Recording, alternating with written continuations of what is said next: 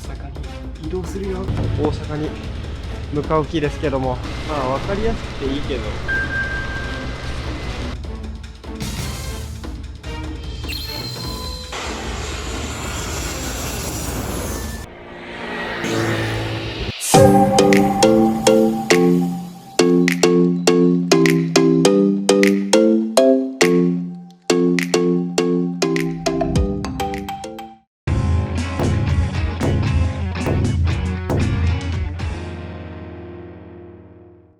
今日はね、まあ、10日間いた京都にお別れを告げて大阪に向かう日ですけども、いやー、あいにくの雨や、まあ、そんなにね強く降ってないんでまあいいんですけど、ちょっと寒いし滑ってこけるの怖いけどサクッと移動したいと思います。いやー、地味にうざいぞやっぱりこの雨。マスクもしてるしさ、メガネが曇るんだよね。しかもマスクとメガネないと顔面にこの雨が当たって超痛いの。まあでもこの間のなんか名古屋から三重にどれぐらいかかったっけ、4時間か5時間かけて雨の中行った時よりは全然マシです。とりあえず今日も元気に安全運転で行ってきたいと。もうずーっとまっすぐ、まあ分かりやすくていいけど、ただずっとまっすぐ行くだけ。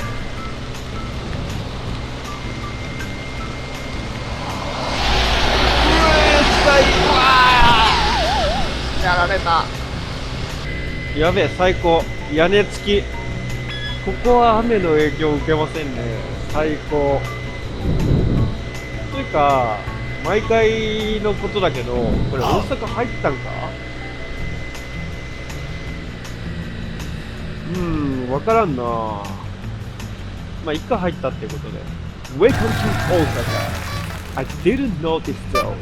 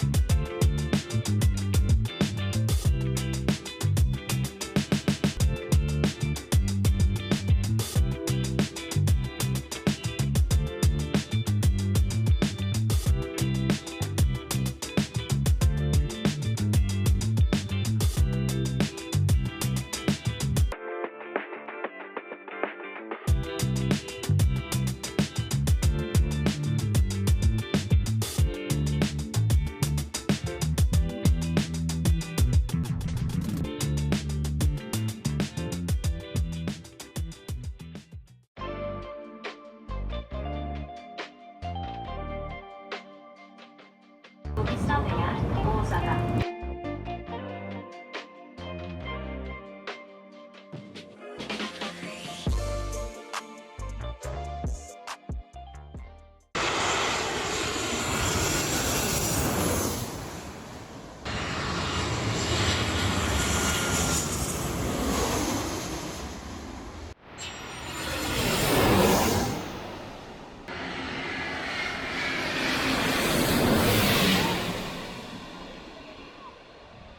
いやー、ほんと寂しい。大阪、いいとこだ。